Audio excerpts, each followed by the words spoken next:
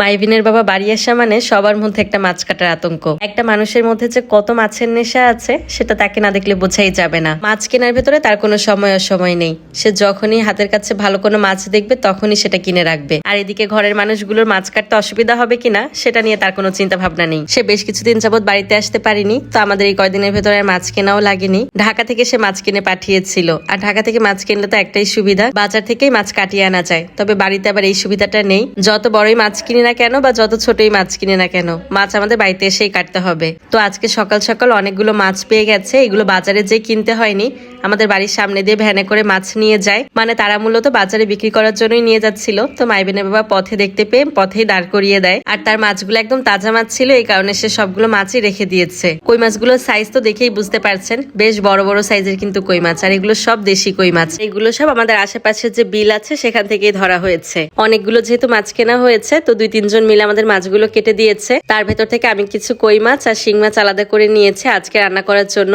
যেদিন মাছ কেনা হয় সেদিনের ফ্রেশ মাছটা আমরা এভাবে কষিয়েই রান্না করি। অনেকে মাছ না ভেজে খেতে পারেন না, কিন্তু আমরা খেতে পারি, আমাদের কোনো অসুবিধা হয় না। ভেজে রান্না করলে একরকম স্বাদ, আর কষিয়ে রান্না করলে আরেক রকম স্বাদ। আমরা দুইভাবেই খেতে পারি, কোনো অসুবিধা হয় না। তো আমার মাছ ভুনা করা শেষ, আমি বাটিতে তুলে নিচ্ছি। বাসার মধ্যে রান্না করতে আসলে অনেক সময় লাগে। একটা চুলা তো 2-3 পর যাই রান্না করি না কেন 2 ঘন্টার মতো তো সময় লেগেই যায়। বাহিরের চুলাটা ইদানিং জ্বালাতে অনেক বেশি সময় লাগে, কারণ জাল দেবার জন্য প্রয়োজনীয় জিনিস নেই। শুধু এই অসুবিধার কারণেই বাহিরের চুলায় রান্না করা হচ্ছে না। তাছাড়া বাহিরের চুলায় রান্না করতেই বেশি সুবিধা। আর দেখেন আজকেও কিন্তু আমার মুরগির রোস্ট রান্না করতে হচ্ছে। রোস্টটা এত বেশি পছন্দ মাইবিনের যে অন্যভাবে চিকেন রান্না করে দিলে সেটা এখন খেতে চাচ্ছে না। চিকেনের পিসগুলো একা একা হাতে নিয়ে খায়, খুব মজা পায়। কি একটা অবস্থা! রান্না করার আগে আগে ওদের কাছ থেকে আমার শুনে নিতে হয় যে কিভাবে খাবে মুরগি। যেভাবে বলে ওভাবেই রান্না করে দিই।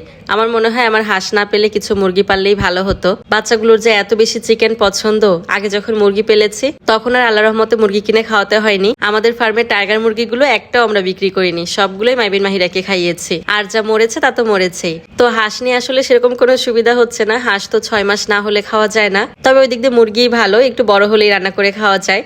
তো এরপরে বলেছি মাইবিনের বাবাকে আরো কিছু মুরগি তুলতে, অন্তত মাইবিন মাহিরার জন্য আর কি। তো ওদের জন্য আমি রোস্ট রান্না করে নিয়েছি, সাথে 2টো ডিম দিয়ে দিয়েছিলাম যাতে চিকেন ডিম দুটো একসাথেই খেতে পারে। আর এদিকে আমাদের জন্য একটু ঝোল রান্না করব। আমি জানি না আপনারা কেউ এভাবে ঝোল খেয়েছেন কিনা। আমরা শিং মাছ আলু দিয়ে এভাবে হাতে মাখিয়ে ঝোল রান্না করি। মশলার ভেতরে শুধু একটু জিরা বাটা দিই, খেতে কিন্তু মজাই লাগে। তো দুপুরে খাওয়া দাওয়া শেষ করার পর এটা হচ্ছে সন্ধ্যার ভিডিও। বললাম না মাইবিনের বাবা বাড়িতে আসা মানে আতঙ্ক। সে যখন তখন মাছ কিনে পাঠায়। সে সন্ধ্যার দিকে বাজারে গিয়েছিল, তো এই মাছ দেখে হয়তো তার পছন্দ হয়েছে, কিনে পাঠিয়ে দিয়েছে। তো আমি যখন ফোন করে বললাম যে এখন এই রাতের বেলা মাছ কাটবে কে, তখন তাড়াতাড়ি ভয়ে ভয়ে বলে যে এখন আর মাছ কাটা লাগবে না, ফ্রিজে রেখে দাও, সকালবেলা কাউকে দিয়ে কাটিয়ে নিও। সে তো তার মতো বলে দিল। তো ভাবি দেখে বলছে এত বড় মাছ আমি কাটতে পারবো না। পরে পাশের বাসার কাকিকে বললাম, কাকি নিচে থেকে এসে এই মাছটা কেটে দিয়েছে। আমাদের প্রতিবেশী কাকিটা অনেক ভালো, কাকি না থাকলে যে কি হতো। ভিডিওটা আজকে এখানেই শেষ করে দিচ্ছি। ভালো লাগলে অবশ্যই একটা শেয়ার করে দিবেন। সবাই ভালো থাকবেন। আল্লাহ হাফেজ।